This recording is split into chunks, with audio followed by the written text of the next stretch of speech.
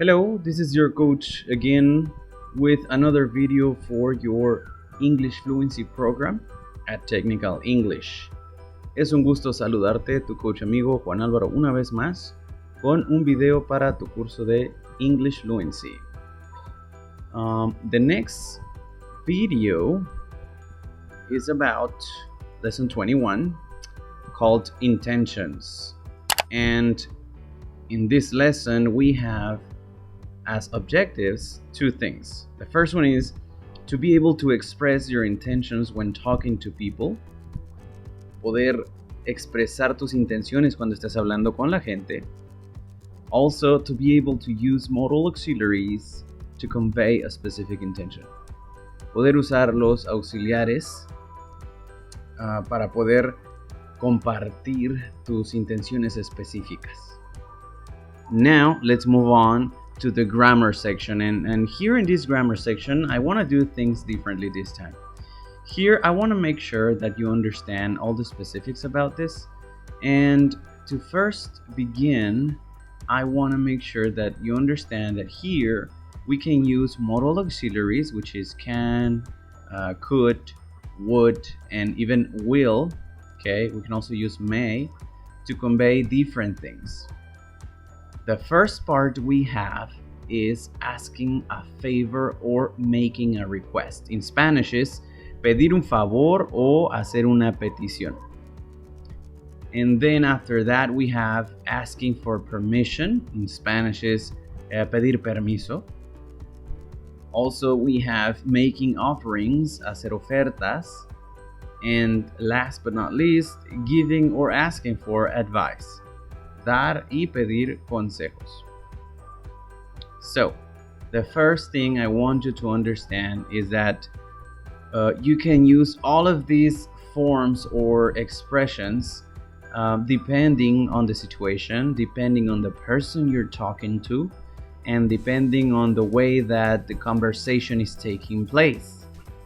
The first part we have is informal form. So this is a very relaxed form to ask for a favor or to make a request. You can say, can you or will you, to obviously the person you're talking to. And then after that, you can put the rest of the information. Example, can you lend me your computer? In Spanish, this means me prestas tu o me puedes prestar tu computadora, mejor dicho. And the other expression is, will you lend me your computer? What does will you lend me your computer mean? Well, here it's very similar to the first expression, but will, it's kind of like when you are asking if the person is going to allow you. Si me vas a prestar tu computadora, algo similar. Okay? After that, after the informal two forms that I'm showing you here, you can also use the formal forms. In formal forms, you can use could you or would you. Remember, pronunciation is could. The L is silent. Could you or would you. The L is also silent. Would you. Could you fill out this form, please? Or would you fill out this form, please? Both expressions are to show formality, respect. Okay? If we translate this to Spanish, this means, ¿podrías llenar este formato, por favor? Or, ¿llenarías este formato, por favor? Remember, anytime that you are maybe in a hotel registration, or maybe you're at an agency or a business, something related to formality, documentation that is legal, perhaps a service, you could be using both of these expressions, could you or would you, when you are asking for a favor and when you are making a request. Remember, making a request in Spanish means hacer una petición. As you can see now, focusing on asking for permission, it is the same setup. Okay, the structure is exactly similar. You can use can I, may I, or could I.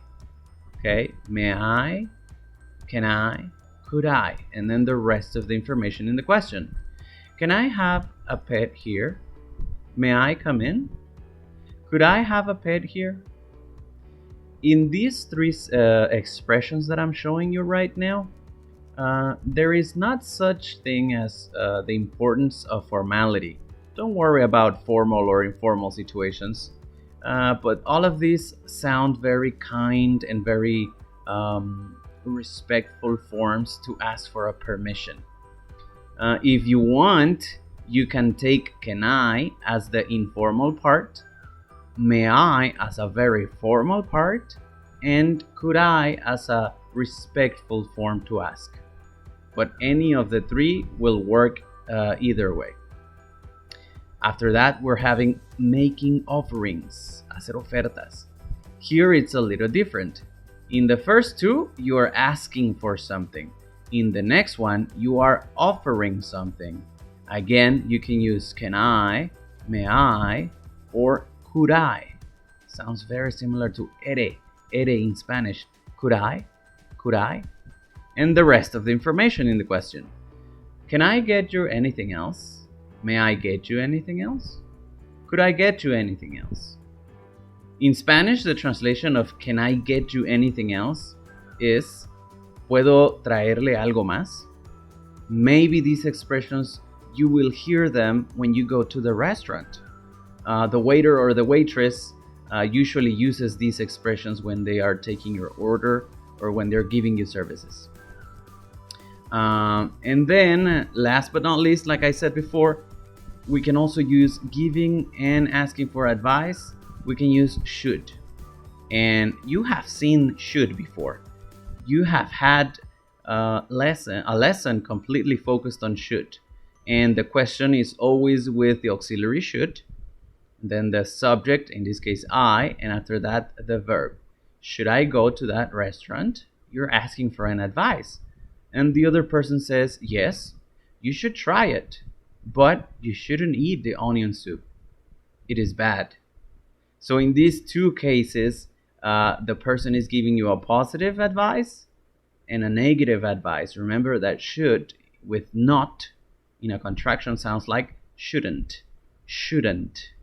Okay? So you already know how to use should, or well, you should know how to use should.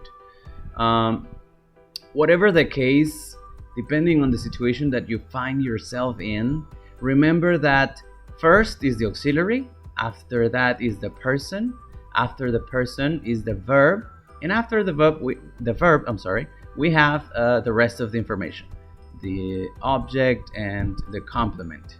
Here we have can I and then the verb have, or may I and then the verb come in. Over here we have can I and the verb get and the rest of the information. So all of these are working very similar, okay? And one last thing I want to make sure that you understand in the grammar is the difference between can you lend me your pencil? Oops, sorry, here there's supposed to be an R here, your pencil. Can you lend me your pencil? And the difference between that and can I borrow your pencil? Just to make it easy for you, in Spanish, the translation for the first question is ¿me prestas tu lápiz?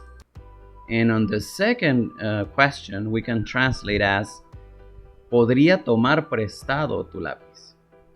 The reason I say this is because you are putting the person first. Can you lend me? ¿Me prestas tu lápiz? And on the second question, you are putting yourself first. Can I? ¿Puedo tomar prestado tu lápiz? So this is only to make it easy for you. In reality, remember that both questions are saying exactly the same thing. Okay? So that's that with grammar. After the grammar, I have a little or small practice for you. Number one says, you want your father's car. Oops, again, another R here. We're missing an R. You want your father's car. Ask for it. ¿Quieres el carro de tu papá? Pídeselo. ¿Cómo se lo pedirías? Again, my recommendation is to use can, could, okay, for permission. This number one sounds like a permission. Number two, ask for permission. This is very obvious. To use someone's bathroom.